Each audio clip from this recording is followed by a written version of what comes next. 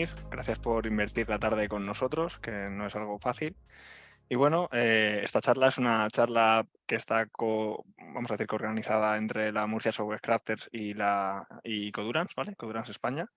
Y nuestro ponente del día de hoy es Fran Ávila, que es el Regional Manager de Codurance España, ¿vale? Y uno de los Regional Managers. Y hoy va a hablar sobre un tema que es algo bastante complejo, que son métricas, objetivos y sesgos que podemos evitar. Así que le dejo o le cedo la palabra a la persona que va a presentar la charla hoy, a Fran. Si tenéis cualquier pregunta, creo que eso también los va a hablar de esto, ¿no? Al respecto de si hablar o no hablar. Así que cualquier cosa, feel free. Fran, todo tuyo. Guay. Pues muchas gracias, Manu, muchas gracias, Valeria, por la intro. Y sí, como decía Manu, oye, esto, cualquier cosa que os vaya surgiendo, no esperéis al final, vamos a hacer lo que sea mucho más dinámico, contad lo que se os ocurra, si estáis de acuerdo, si no estáis de acuerdo, preguntas que tengáis, lo que sea, ¿vale? Y cortamos y vamos hablándolo. Al final yo creo que acaba siendo mucho más fluido. También yo preguntaré algunas cosas, con lo que si alguien contesta estará guay. Ya sea bien porque os desmuteéis y estéis preguntándolo directamente, yo lo prefiero. O si no, pues escribirlo en el chat, que seguro que Manu va a estar atento al chat. Yo no voy a estar atento. Entonces, Manu seguro que está atento al chat y va diciendo las cosillas que vayan saliendo por ahí. Vale, bueno, pues vamos a entrar un poquillo en el tema y como veis, pues la intrométrica, objetivos y sesgos que nos podemos evitar y una cámara de fotos y un teleobjetivo nuevo, esto va siempre de precisión, ¿no? Cuando está hablando de métrica va de eso, ¿no? Bueno, pues ya veremos a ver de qué va esto. Ese soy yo. Como diría Troy McClure, seguro que me conocéis de otras charlas. No. Bueno, ya me han hecho la presentación y seguro que me podéis ver en otras con distintos colores de pelo, incluso con gafas y todas esas cosas. Pero bueno, llevo en esto trabajando un tiempecillo y me he pegado bastante con, pues, no solo ya con el desarrollo de software, sino también pues, con el desarrollo de proyectos y las métricas, que es algo que suele utilizarse bastante este tipo de cosas, ¿no? Bueno, primero, ¿para qué hacemos métricas? ¿Tú qué quieres? ¿No? Esto aquí cuando alguien creó al ornitorrinco, yo creo que no lo tenía muy claro y empezó a meter cositas y salió ese bicho que está ahí, que no está muy claro qué es lo que, qué es lo que se quería, cuál era el intent cuando estaba el propósito de crear ese señor. Yo creo que al final lo de los objetivos va de eso, ¿no? Va siempre primero de saber qué es lo que quieres conseguir y el por qué quieres conseguirlo. Y muchas veces tanto a nivel de proyecto o de departamento, entendiendo como proyecto no tiene por qué ser solamente un proyecto de software, puede ser un proyecto de gestionar un departamento, gestionar una empresa o gestionar cualquier tipo de cosa. Va de tú qué es lo que quieres conseguir y por qué lo estás haciendo. Esa pregunta no siempre está clara y dependiendo del número de stakeholders que tenga o de las conversaciones que tengas entre los stakeholders, incluso pueden ser cosas totalmente diferentes. Pero esta pregunta es vital. Voy a dejar ahí 3 segundos. Es vital para poder conseguir algo. Charles Kettering decía, un problema bien planteado, un problema medio resuelto. Si no somos capaces de plantear el problema y tanto plantear un objetivo o una métrica que se quiera medir es plantear un problema, qué es lo que se quiere conseguir, no vamos a poder resolver el problema, o vamos a tener un resultado con muchas más dudas, ¿no? Entonces yo siempre lo primero que me preguntaría y lo primero que le pregunto a nuestros clientes cuando intentamos saber, ¿no? En nuestra fase de discovery, el saber realmente qué es lo que se quiere conseguir, cuando a lo mejor dicen, yo es que lo que quiero tener un sistema que sea de buena calidad para nuestros usuarios, ¿no? Mi primera pregunta es, ¿qué quieres decir con, inserte aquí, lo que se haya dicho, ¿no? Buena calidad. ¿Qué quieres decir con eso? ¿Qué significa realmente buena calidad? ¿Y por qué te importa? Porque en el momento en el que realmente somos capaces de quitar toda esa nube que hay alrededor del término, ¿qué es calidad? Pues calidad, bueno, realmente calidad para mí es que el usuario, pues que no se le caiga el sistema. Ah, vale. Entonces lo que me estás diciendo es que tenga un sistema fiable en el que tiene un número de caídas anuales, ¿no? Que tiene un reliability dentro del sistema. Lo que hacemos con esta pregunta es empezar a concretar dónde está el problema y por qué es importante ese problema y por qué tienes que resolverlo, ¿no? Esto nos lleva a que si algo es importante, es observable. Yo estoy vivo. Es importante, sí. ¿Cómo se observa? Porque respiro. Entonces, si es observable, es cuantificable de alguna manera, bien sea con un valor numérico o dentro de un rango de valores. Puede ser respiro o no respiro, puede ser un rango binario o respiro a cierta tasa, a cierta velocidad, o un número de veces por minuto, o en un rango, incluso un rango aceptable, teniendo qué significa rango aceptable, ¿no? Pero en el momento en el que yo sé de qué va esto y lo puedo observar, puedo cuantificarlo, meterlo dentro de un rango, y en el momento en el que esté metido dentro de un rango es medible. Es medible, bien sea, pues ya digo, como de una manera binaria o un número de veces que pasa, o si es una constante o no una constante. ¿Esto qué es lo que hace? Que ahí empezamos a meter el concepto de que es medible y que es una métrica de cara a nuestros objetivos, ¿no? O sea, sabemos algo, que generamos un objetivo, sabemos por qué es importante, en el momento en el que es importante se tiene que convertir en observable. Si no es observable, no es importante, no hay un concepto en el que realmente tú pongas el foco que no tenga una forma de saber si existe o no existe. Si eso es así, hay que darle una vuelta al tema. Y entonces eso ya nos permite, como digo, cuantificarlo y de ahí irnos a lo que es medirlo. ¿Pero qué es una métrica? ¿No? O sea, sería la primera pregunta si nos fuésemos a la parte casi hasta filosófica o gnóstica de qué es una métrica. Hubbard lo que viene a decir sobre una métrica es que es teniendo una o más observaciones, lo que nos permite de una manera cuantitativa es reducir la incertidumbre. Para eso vale una métrica. No tiene por qué ser precisa, nos tiene que valer para reducir la incertidumbre. De ahí va que tú puedes tener métricas como pueden ser la velocidad, los puntos de historia, el número de despliegue de producción o cualquier cosa. Eso, si esa información tiene que servirte para reducir la incertidumbre. Esto es una métrica absolutamente válida. Si yo quiero saber en el cielo, más o menos, cuánto es un grado, lo puedo medir con un dedo, lo puedo medir con 3 dedos y más o menos va a ser eso. Lo importante es, ¿esa métrica me sirve para tomar una decisión? Si yo lo que quiero hacer es lanzar un satélite al espacio, por supuesto, no voy a utilizar mis manos para medir. Pero si yo lo que quiero saber es que dentro del espacio, dónde me está llegando la luz para saber más o menos hacia qué, o sea, a qué distancia, ¿no? Tenemos las distintas cosas, ahí sí me puede valer. No tiene por qué ser preciso, es suficientemente bueno ¿para qué? Para tomar una decisión, porque al final las métricas y los objetivos van de esto. ¿Qué decisión vas a tomar? Si no vas a tomar ninguna decisión con ninguna de las métricas que tienes, no midas. Esto ha quedado grabado. Esto está grabado en esta sesión. Si no vas a tomar decisiones, no midas. Esto va de que primero tienes que saber qué decisión es la que vas a tomar. Porque esa decisión es la que te va a servir para decir, espérate, ¿qué es lo que voy a medir para reducir la incertidumbre y poder tomar la mejor decisión posible? Aquí, por ejemplo, pues tenemos una decisión, ¿no? Tenemos el típico problema del tranvía de qué hago, mato a 5, mato a 1, ¿no? Y si le doy o no le doy. Ahí al final, ¿qué es lo que tienes? Primero, tienes alternativas. Si en vez de 2 vías tuviese una vía, pues no hay ninguna decisión que tomar. El tren sigue para adelante y a correr. Y hará chafún con toda la gente que haya. Luego tiene que producir un impacto negativo. Si yo meto una decisión es porque estoy intentando evitar o conseguir algo. El impacto siempre se puede, o sea, cuando siempre lo mides de manera negativa, lo que te está haciendo es tener en cuenta cuál es el impacto real que tiene. Dejar de ganar 10 millones de euros sigue siendo un impacto negativo. Tú puedes ganar 20 millones o ganas 30, y si ganas 30 y antes ganabas 20, has ganado 10 más, o si tenías la posibilidad de ganar 30, entonces has dejado de ganar 10. ¿Vale? Entonces, ahí es donde tú mides tus decisiones. Esta decisión, ¿qué pasa si no tomo una decisión? ¿Qué pasa si lo hago de esta manera? Y además esa decisión tiene una cosa importante, que es ese señor que está ahí con la palanquilla, que es quién decide y cuál es su método para tomar decisiones. Todo esto forma parte de los objetivos de la métrica. La decisión la puede tomar un comité por votación simple, una persona de manera solitaria, puede ser por unanimidad, lo que sea, pero tiene que estar claro que esa decisión la tiene que tomar alguien y que ese alguien es el responsable de la decisión que se está tomando y el impacto que tiene, ¿no? Entonces, esa persona, ¿qué es lo o personas, qué es lo que van a intentar?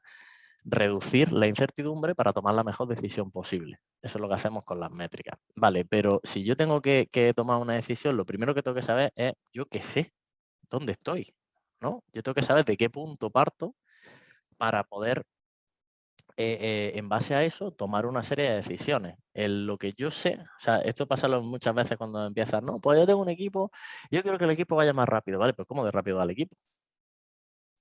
No lo sé, pues bueno, pues primero tendremos que saber dónde está nuestro checkpoint, nuestro punto de inicio, y sobre ese punto de inicio ya podemos empezar a decir, pues por ejemplo, si yo quiero aumentar el número de despliegue a producción, ¿por qué quiero aumentarlo? Porque eso me da un feedback mucho más rápido, ahí tengo el por qué, ¿no? Y mi decisión va a ser incrementar los efectivos que tengo para hacer mayor el número de despliegue a producción, tengo que saber cuántos despliegues a producción hago. Si no sé cuánto hago, no puedo incrementarlo, ¿no? Entonces, yo tengo que determinar qué es lo que sé. Para eso, yo tengo que calibrar lo que sé y tener las medidas actuales. Tengo que saber la medida y cómo de buena es la medida que estoy tomando. Lo puedo calibrar de distintas maneras, con triangulación entre distintos tipos de métricas, con métricas directas e indirectas que están afectando al mismo punto. Lo puedo hacer con instrumentos, con instrumentación, que me dice cuántas veces funcionan las cosas, ¿no? O sea, por ejemplo, el número de despliegues, si lo estoy haciendo con una herramienta de CICD que me está contabilizándolo, pues ya está, esa es la instrumentación que estoy utilizando.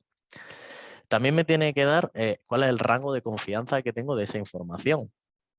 Esa información puede ser totalmente precisa o puede ser, pues mira, entre tanto y tanto.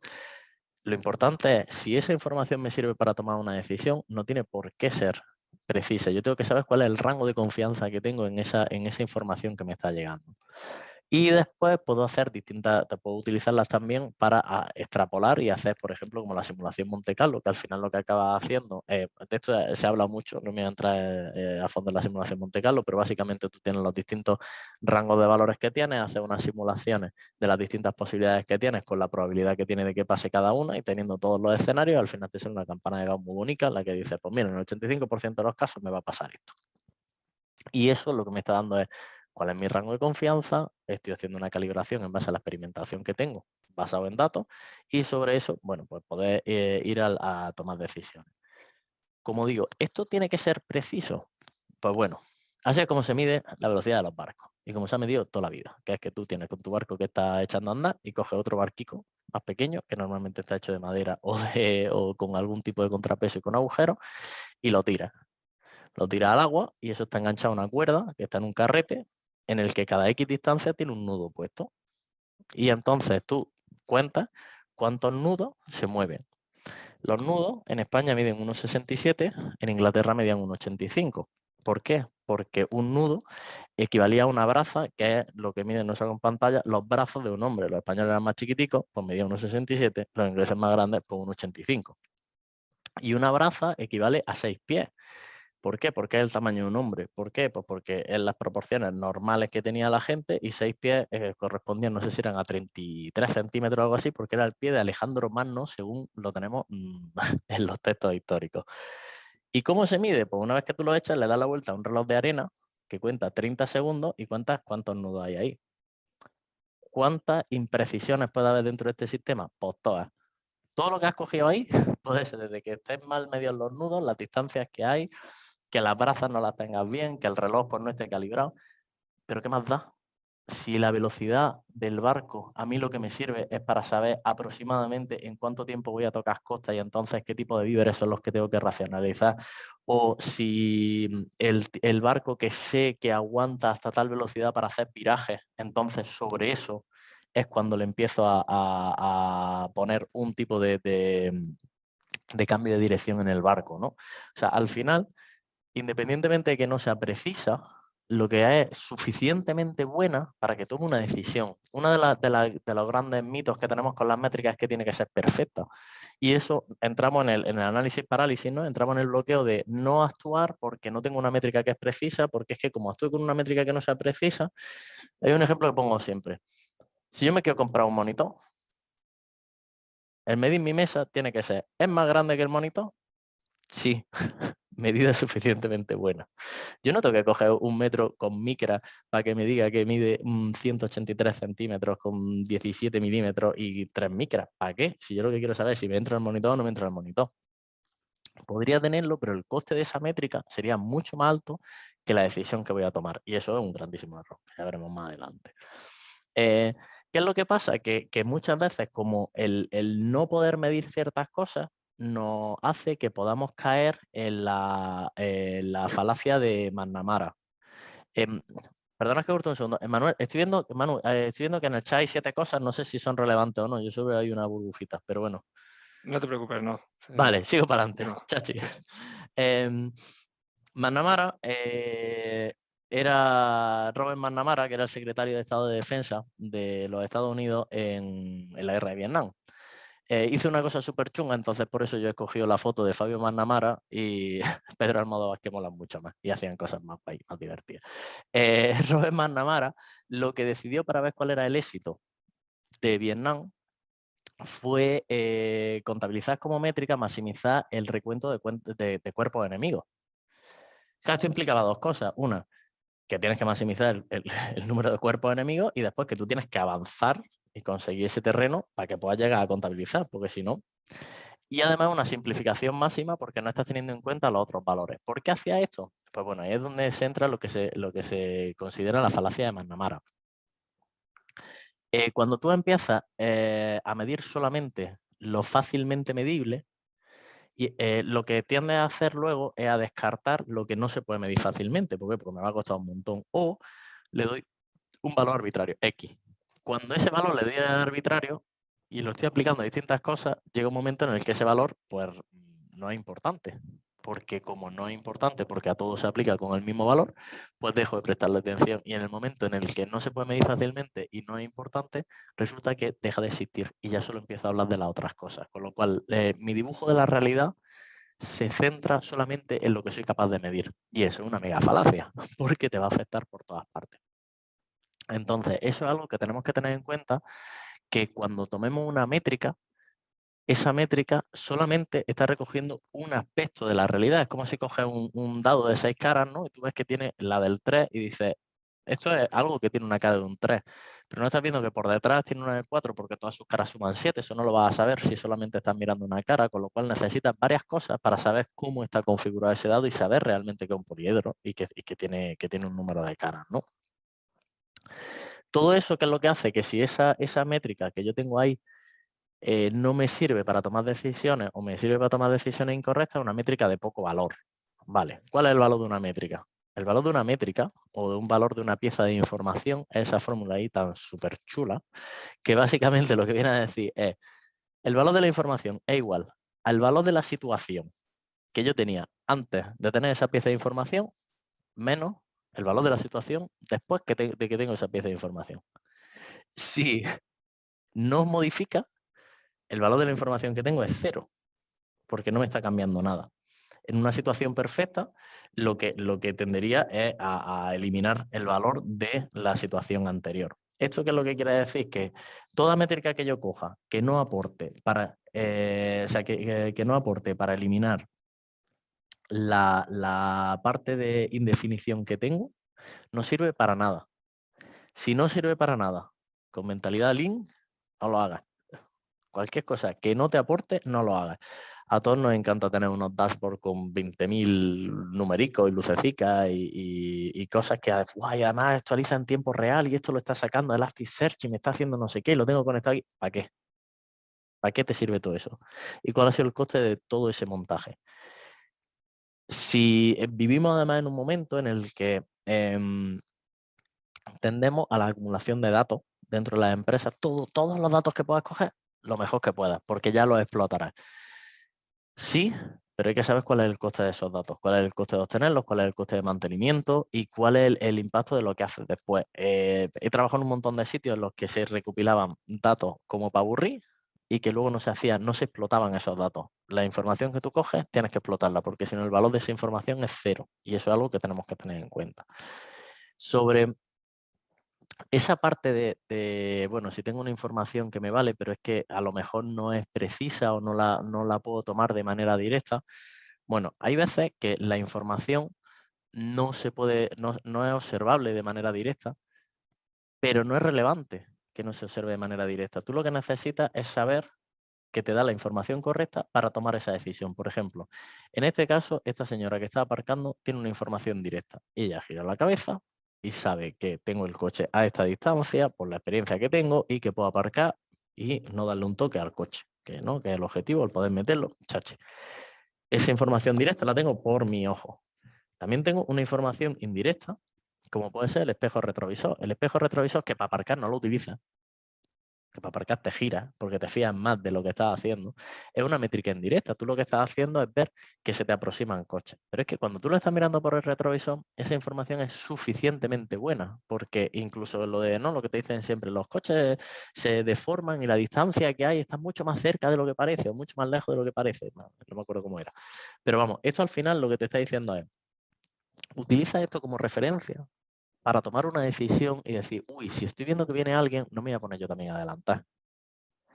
O si estoy, si estoy viendo que vienen tal tipo de focos, pues entonces ya sé que es pues una moto que está viniendo. O si encima tienen unas luces azules que se mueven, pues ponte muy serio y levanta el pie del acelerador un poquito, ¿no?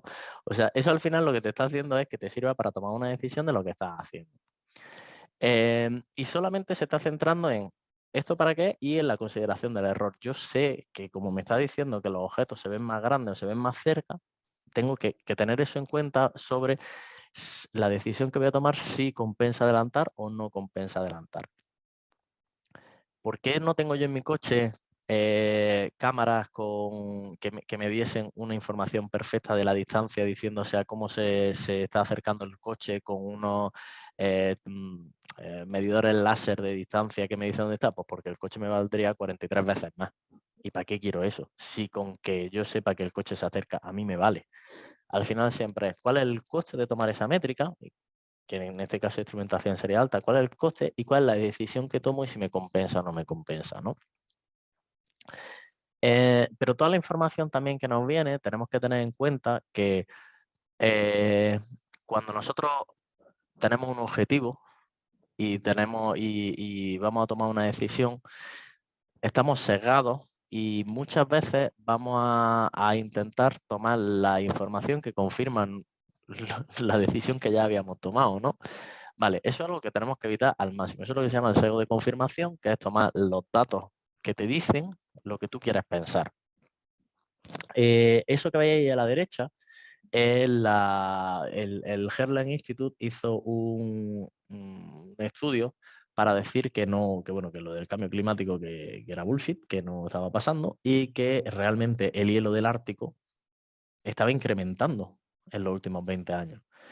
De todos los datos, cogieron el pico en el que en marzo ese año del 2009 era más alto y sobre eso extrapolaron y dijeron, oye, no, pues ya está, esto siempre está más alto. Bueno, tú ahí lo que estás haciendo es coger los datos que confirman cuál es tu teoría, la que quieres hacer, que eso ya de primera, súper mal. Eso puede ser, vamos a contar con la buena fe de que no fue consciente. Venga, va.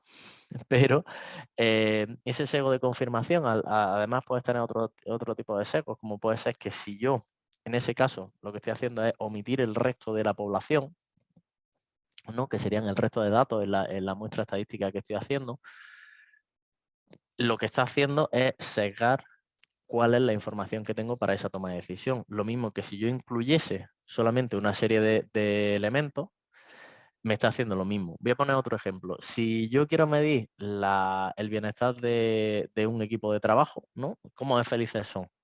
Y yo lo voy a hacer con un calendario nicónico en el que la gente pone una carita feliz o una carita triste. Y lo voy a hacer tomando una única medición a la semana, que va a ser el viernes a la salida del trabajo. ¿Se van a poner caritas alegres o caritas tristes?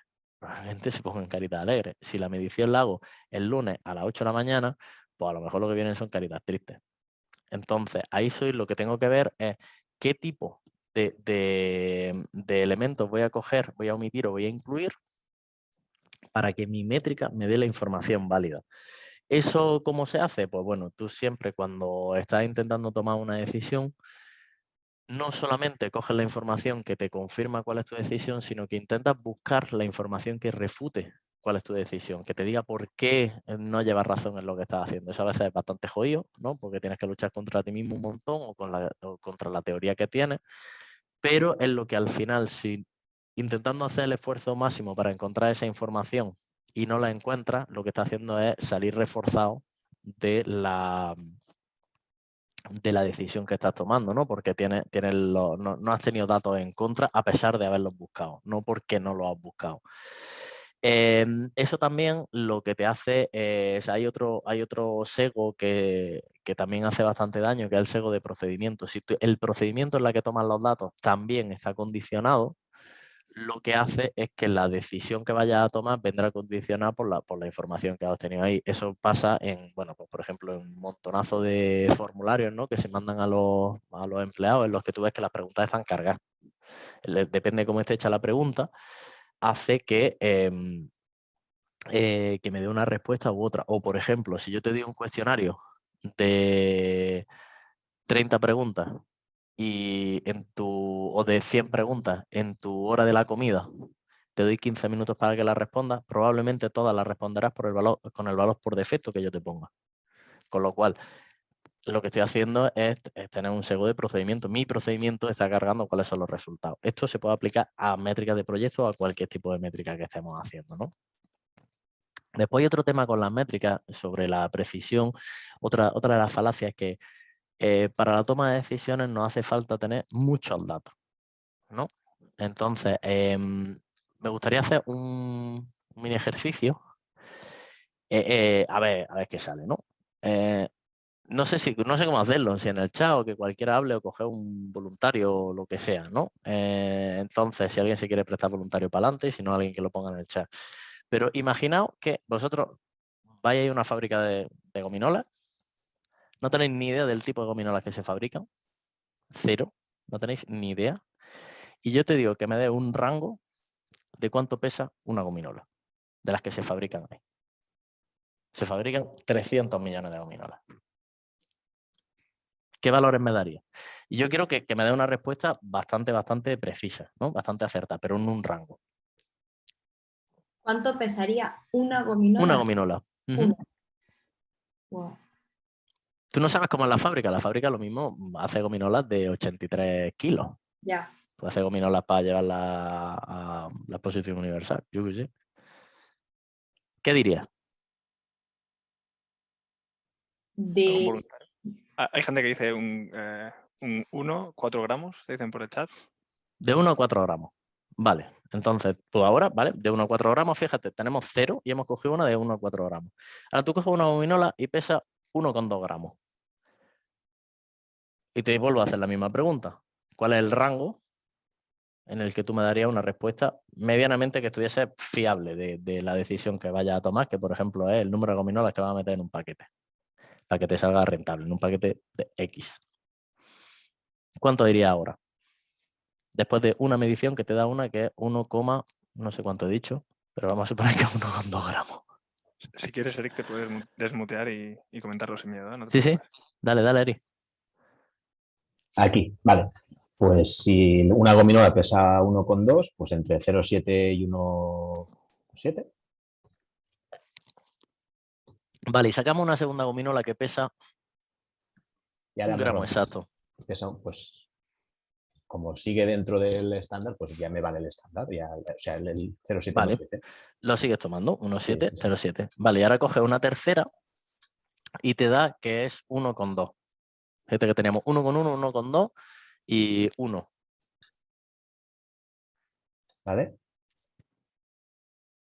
Sí, se confirma, sigue dentro del rango, con lo cual podríamos mantenerlo, pero si tenemos que precisar, podríamos bajar la histeresis. Podría precisar o dejarlo en el rango, pero ya te está valiendo para tomar decisiones. Estamos hablando de una fábrica que hace 3 millones de gominolas, 3.000 millones de gominolas, y a lo mejor te va a salir una que pesa 4,2 gramos. Pero en el momento en el que tú digas, bueno, esto a lo mejor lo sigo estudiando, es una anomalía o puedo ampliar el rango, pero sé que me va a pasar muy pocas veces, porque de 5 métricas, o sea, de 5 mediciones que he hecho, una me ha salido de 4 gramos, pero las otras me han salido normales. Bueno, hay estudios estadísticos que te dicen que independientemente de cuál es el tamaño de la población, haciendo un muestreo de 5 elementos, tiene el 93,75% de probabilidad de que entre esos 5 elementos esté la media del total de la población. Y ahí es donde empiezas a flipar con que es uno de los factores que tenemos, que es la poca estadística que sabemos. Hago otro ejemplo. ¿Cuál es la probabilidad de que de 10 niños, de 10 bebés que nazcan, 4 o menos sean varones? ¿Qué diríais? Rápido, venga, vamos aquí que echamos la tarde. ¿Qué diríais? Me vale el primer valor que se ponga en el chat o lo primero que diga alguien. Esto es normal, ¿eh? O sea, que nos pasa a todos. El de, pues yo qué sé, de 4 de 10, así. Venga, Manu, ¿tú qué dirías? Espera, se ha desmuteado Julio. Creo que hay alguien que quiere Sí. decir Vale, algo. Julio, dale. Iba a romper el silencio.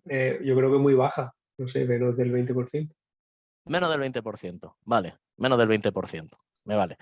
En realidad un 34,5 o algo así más o menos. Y te digo, y que de 10.000, 4.000 o menos sean varones. Si de 4 de 10 tenemos que un 34 o 35, de Debería ser 4.000 de parecida. 10.000, debe ser parecida. Pues bueno, es una entre 7 billones. Y ahí es donde de nuevo no sabemos de estadística. Estoy de Y es acuerdo contigo, no normal, sabes. y es normal, pero es que ahí es donde está la historia, las matemáticas y sobre todo la estadística es muy antiintuitiva. Entonces, eso es lo que nos hace que creamos que necesitamos tener valores muy, muy exactos para poder movernos en algo. En realidad, haciendo un poco de experimentación nos vale para tener información suficiente en la toma de decisiones. Bueno, estos ejemplos que he puesto vienen también en el libro que he comentado antes de Hubbard, el de cómo medirlo absolutamente todo, pero si os metéis en cualquier foro de estadística vais a flipar con las cosas que se hacen. A mí es una cosa además que no es mi mundo, entonces me sorprende bastante y yo fallé todos los ejemplos que me han puesto siempre, todos los he fallado, porque son antiintuitivas. No hay una. No, es como el ejemplo de la cabra. El de que a ti te dicen, si tienes 3 puertas, en una está la cabra y te dicen una, y luego que si cambias tu respuesta, tú dices, vale, si solamente quedan 2 puertas, la que yo cogí tengo el 50% de probabilidad, pues da igual que la cambie o no la cambie. No, siempre que cambies tu respuesta tienes más probabilidad de que salga. ¿Por qué? Porque es antiintuitivo. Hay una explicación matemática dependiendo del número de casos y los elementos que has eliminado haciéndolo, pero no deja de ser algo que nos hace que sea antiintuitivo. Vamos, de hecho, es tan antiintuitiva la estadística que todavía hay gente quedándose pobre haciendo la martingala a la ruleta. ¿No? O sea, porque es algo que creemos que funciona de esa manera. Bueno, pues no. Esto al final, con lo que quiero decir, es que tanto las métricas que tenemos con la forma en la que tomamos las métricas, la instrumentación, solo vale, de nuevo, para conseguir un objetivo. ¿Por qué lo estás haciendo y qué es lo que quieres conseguir? Porque si no tomas decisiones, con eso te da igual lo que sean las métricas, te da igual lo que tengas, porque al final es los lemmings. ¿Para qué te sirve saber cómo de alto está esto o qué es lo que hay o cuántos somos si nos vamos a tirar todos por el balate? Te da exactamente igual. Entonces al final solo vale para que tú tomes una decisión y digas, vale, espérate, no me voy a tirar o voy a hacer esto otro, ¿no? Toda cosa que tomemos métricas o que no tomemos métricas, pero que sirva para no tomar decisiones, lo que está haciendo es empujándonos a ese acantilado, ¿no? Entonces, un poco lo que quiero que saquéis de esto es que a lo mejor el ornitorrinco tenía sentido, ¿no? O sea, el ornitorrinco, a lo mejor esa cosa que lo hizo, ya sea la naturaleza, o sea, lo que sea, ¿por qué lo hizo? Pues a lo mejor el objetivo era sorprender al mundo. ¿Y de qué manera sorprender al mundo? Pues haciendo un animal que sea único con respecto a todos los animales. ¿Qué sabemos hasta ahora? Pues que no hay bichos que sean más de una mezcla de un par de animales, ¿no? Tenemos el ligre, ¿no? De mezcla de león y tigre, el perro lobo, el cebrano, que es de cebra y de burro, pero no hay animales que tengan como partes de distintas cosas. Esto en realidad son una forma de ejemplificar esto, porque en realidad, bueno, eso son mezclas de razas, no más que mezclas de bichicos. ¿Cómo vamos a tomar la información? Pues observando a los tipos de animales que tenemos. ¿Y qué es la decisión que tenemos? Pues vamos a coger más de 2 bichos. Vamos a coger un puñado, le ponemos el pico del pato, vamos a cogerle las patas de otro bicho, la cola de un tejón y la piel de un hurón. Y yo estoy convencido que incluso a lo mejor los órganos internos son de otro ornitorrinco que no es el ornitorrinco que los lleva. Seguro. Está hecho así para estar mezclado del todo. Y esto al final es lo que yo quiero que os saquéis con esta parte de ¿cómo tomamos métricas? O sea, ¿qué métricas tenemos que tomar o para qué sirven las métricas y qué tenemos que tener en cuenta en el proyecto? Y no dar una colección de métricas de si la velocidad sirve para algo, si las métricas de Accelerate, todo el mundo se volvió loquísimo con Accelerate. Las métricas de Accelerate valen para absolutamente cero si no toman ninguna decisión con ellas. No valen para nada. No toméis las métricas de Accelerate si no vais a hacer cosas accionables después. Entonces, primero, ¿Cuál es el objetivo? ¿Por qué estás haciendo algo? ¿Qué es lo que quieres conseguir? El qué, ¿cómo lo vas a conseguir? Esa es la otra cosa. ¿Y qué es lo que vamos a tener en cuenta y qué vamos a medir?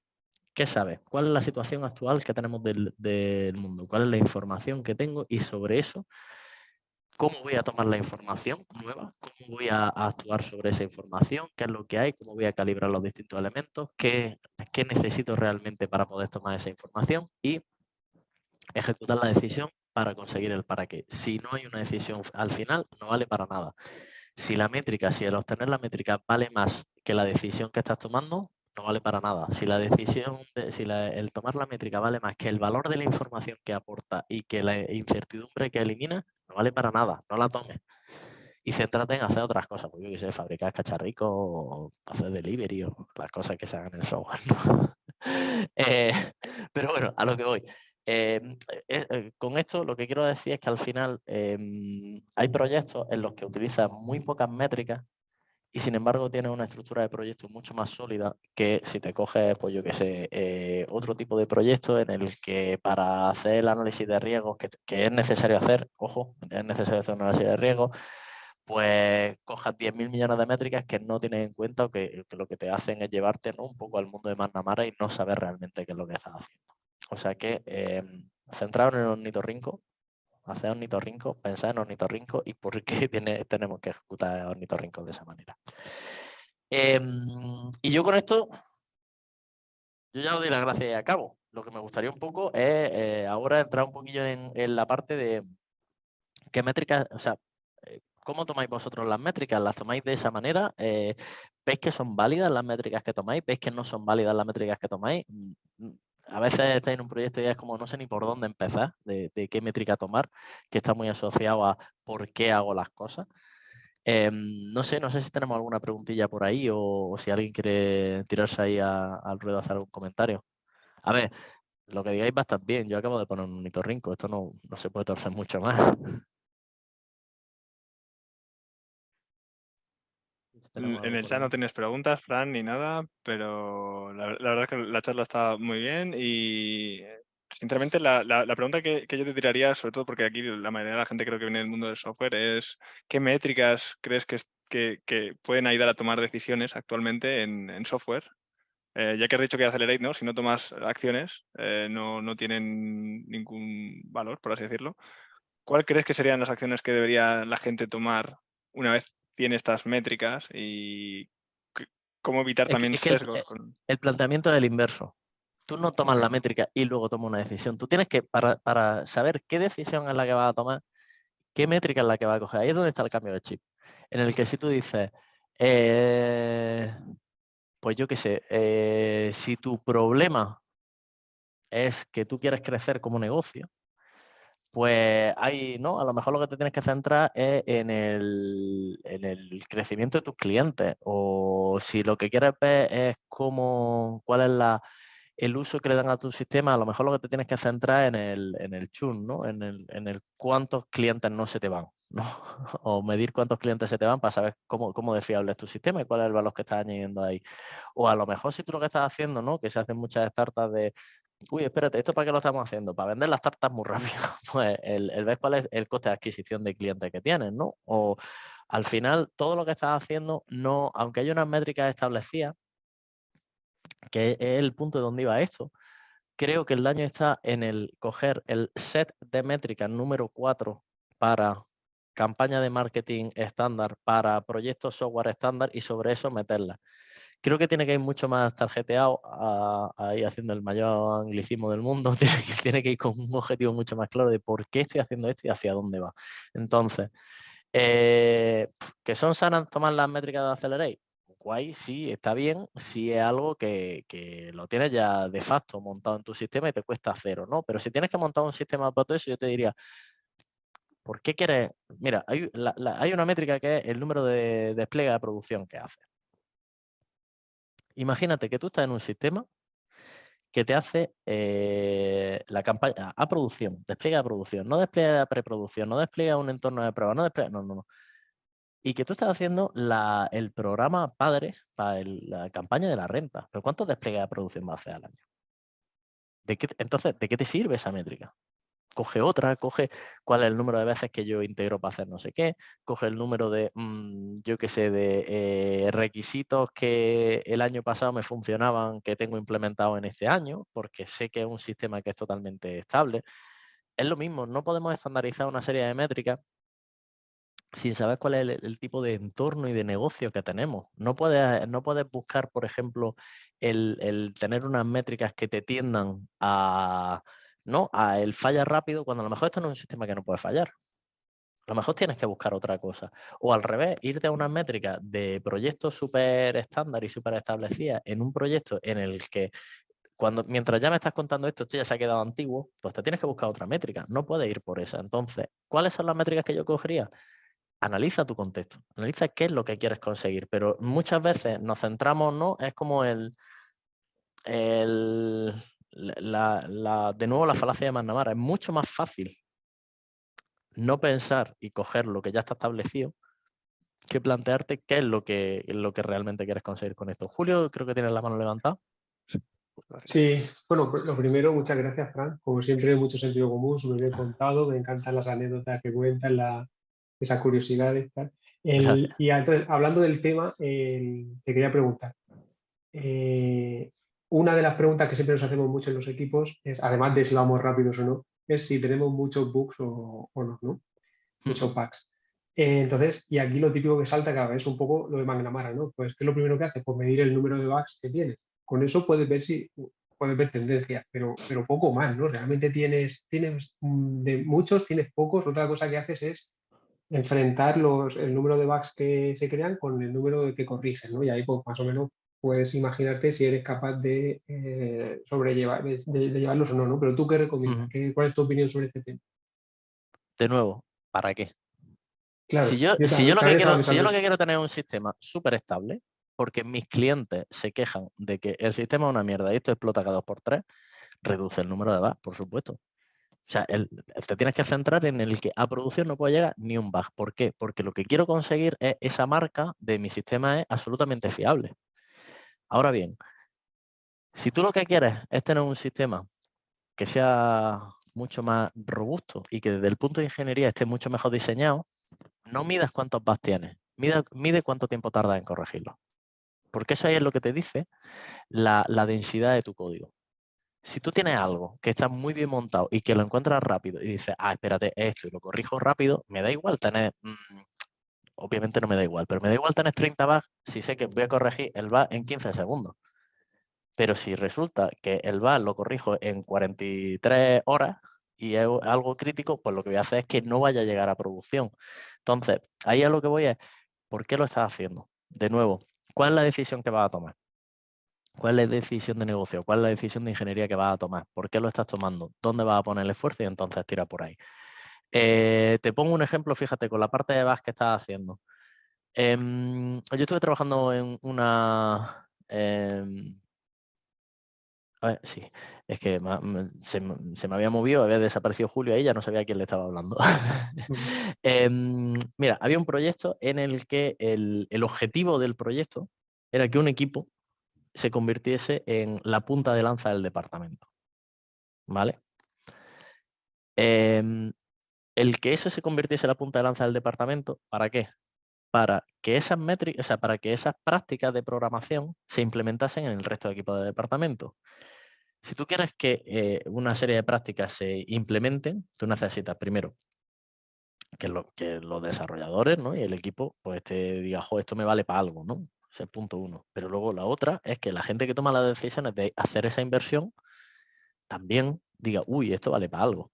Entonces, si tú lo que haces, por ejemplo, en ese caso, lo que estuvimos haciendo, en vez de medir los bugs, que era algo que medíamos, lo que medíamos era cuántos bugs, o sea, no solamente los bugs, sino cuántos bugs generábamos cada vez que se corregían bugs y cuál era el tiempo de corrección de esos bugs para poder hacer el análisis de cuál iba a ser la cola del proyecto, ¿no? El tail en el que después de estar limpiando toda la mierda, no, era un proyecto en el que iba como más por fase.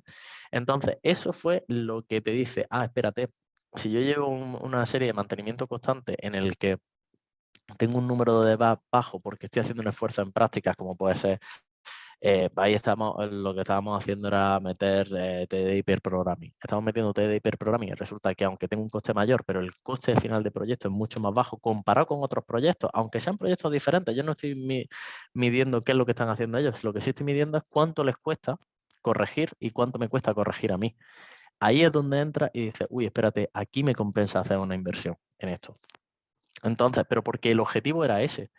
El software hacía una cosa totalmente diferente y los bugs nos afectaban poco porque realmente era algo que era una herramienta interna en el que el impacto que tenía para la gente con la que trabajaba con ella era muy bajo. O sea, realmente el que un bug se corrigiese rápido o lento no afectaba, pero es que el objetivo, o sea, si ahí yo lo hubiera querido saber cuál era el número de bugs, solo hubiera medido eso.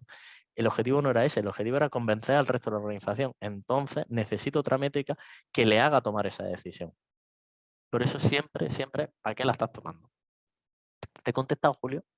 Sí, totalmente. Vale, guay. Más cosillas. No hay ninguna pregunta por el chat. Mateus hizo un apunte sobre el tema de Accelerate, pero creo que ha quedado Que claro con el Accelerate punto está que guay, pusiste. ¿eh? Sí, sí, sí. Que Él no quede simplemente como que... comentaba que va más a una empresa con innovación, más que al tema el ejemplo de la renta, que no encajaba. Sí, al final, pero bueno, pero ahí de nuevo el problema, que no es un problema, que al final ha servido para que ciertas cosas en la industria mejoren, pero creo que lo que ha pasado con Accelerate, que ha sido el megaboom, yo si tuviese que coger un libro de los últimos 10 años que ha impactado en la industria de una manera brutal, ha sido Accelerate, ha sido porque ha sido el primer libro que considero que se ha tomado desde una manera de una aproximación científica, porque se han analizado muchas empresas, se han analizado muchos datos. De hecho, el libro, yo creo, parto de la base de que casi todo el mundo se la ha leído o al menos le suena de algo. El libro tiene dos partes. La primera parte es un coñazo supino, porque lo que está diciendo es la metodología que han utilizado para luego justificarte esos datos, ¿no? Que está guay porque es como se hacen los libros científicos. Oye, esto yo lo he hecho así. Y entonces esto ya me está diciendo para que luego veas que lo que estoy diciendo es verdad. Pero eso se ha cogido y se ha empezado a meter en todos sitios a casco porro y está bien porque ha servido para meter muchas cosas, pero también ha generado un poco de... estas métricas son las que guían dónde está la potencia de nuestro equipo de ingeniería y no siempre tiene por qué ser así. Entonces yo creo que requiere un análisis un poquillo más profundo. Totalmente de acuerdo. Fran, pregunta a Mateus, ¿qué opinas sobre los story points para medir el progreso? ¿Y más story points valen la pena como una métrica para un sprint o no? ¿Qué piensas al respecto? Los story points son geniales si te sirven para tomar una decisión. Si los story points a mí me sirven para decir, mira, normalmente yo hago este rango de story point. Entonces, como llevo haciéndolo durante un tiempo con un equipo medianamente estable y sabemos que más o menos un 3 significa un 3, no estoy hablando de, olvídate de tiempo y olvídate de ninguna cosa, ¿no? Entonces, sé cómo esto, primero, me sirve para tomar la decisión de, como sé cómo suelen funcionar mis sprints, ¿esto lo quiero meter? ¿Entra o no entra? Eso por un lado. Pero después la otra gran decisión que hay, que es la que casi siempre se nos pierde de esto, es los story points tendrían que servir como una medida global de esfuerzo asociado a el valor que aporta eso, para que alguien que normalmente debería ser el product owner sea capaz de tomar una decisión y decir, vale, si esto me cuesta tanto, ¿me compensa hacerlo o no me compensa hacerlo? En contraposición a esta otra cosa, ¿no? Si estamos hablando de desarrollo rápido de productos y de desarrollo ágil de productos, al final tú vas a querer hacer un montón de cosas que no vas a poder hacerlas todas. Los story points te sirven para decir, vale, ¿cuánto realmente me cuesta hacer esto con respecto a lo que voy a ganar haciendo esto? Si ese análisis no existe y al final no deja de ser, ¿cuántas cosas me da tiempo de meter en el sprint? Y si tú tienes una lista priorizada de cosas que tienes que hacer, imagínate que tú no tienes un departamento de marketing que tenga que vender las nuevas funcionalidades a los clientes, un departamento de ventas que tenga que ejecutar esa venta a los clientes porque estás vendiendo una nueva suscripción, una upgrade de la suscripción para ver cuándo va a estar esto. Si tú no tienes nada de eso y tú simplemente estás sacando funcionalidades, ¿para qué? ¿Qué te está aportando realmente? Mira a ver si tu equipo está funcionando o no está funcionando, si consigues las cosas de la manera que quieres, pero no en StoryPoint. No creo que sirvan para tomar ese tipo de decisiones. Pero de nuevo, ¿qué decides con eso? Y luego el otro día, hablando al respecto de esta misma cosa con Mateus, hablábamos también de lo mismo que has mencionado tú, la referencia que hay entre los story points y el valor, ¿vale? Porque parece al final que cuando estás hablando de este tipo de métricas, estás hablando un poco de como un proxy, ¿no? Estás convirtiendo un dato, ¿no? Como es el caso de story point, en este caso, del ejemplo, ¿no? Como proxy de tiempo en vez de valor, y realmente es difícil como que esa métrica refleje tanto el valor como el tiempo, es lo que a ti te interesa es el valor. O sea, es un poco extraña la Es métrica. que la relación con el tiempo no la entiendo, porque es como si dices, aquí tenemos una convención universal que son los días, ¿no? En el que me sale el sol, se me vuelve a cerrar el sol, si está en un país que no tiene sol, pues bueno, pues pasan otras cosas, ¿no? Aparece la luna, no aparece la luna, pero hay una convención universal que un día son 24 horas que tienen no sé cuántos segundos. Pues yo ahora al día lo quiero llamar un trozo de pizza. Si tú tienes una correlación, ¿para qué hace eso? Coño, es una correlación. Si me estás diciendo que un trozo de pizza equivale a 12 horas, pues llámalo 12 horas, que nos vamos a entender esto mucho mejor. Que en su momento cuando salieron de, uy, esto lo vamos a hacer para hacer la del trilero y que no tengamos la presión de esto, bueno, pues yo creo que ahí son fallos de comunicación, ¿no? y de confianza dentro de los equipos. Pero algo que es un proxy no te sirve. Los proxies normalmente no sirven. Para eso utiliza el valor real. Para lo que sí sirven, que es para lo que están, es para hacer comparativas entre cosas.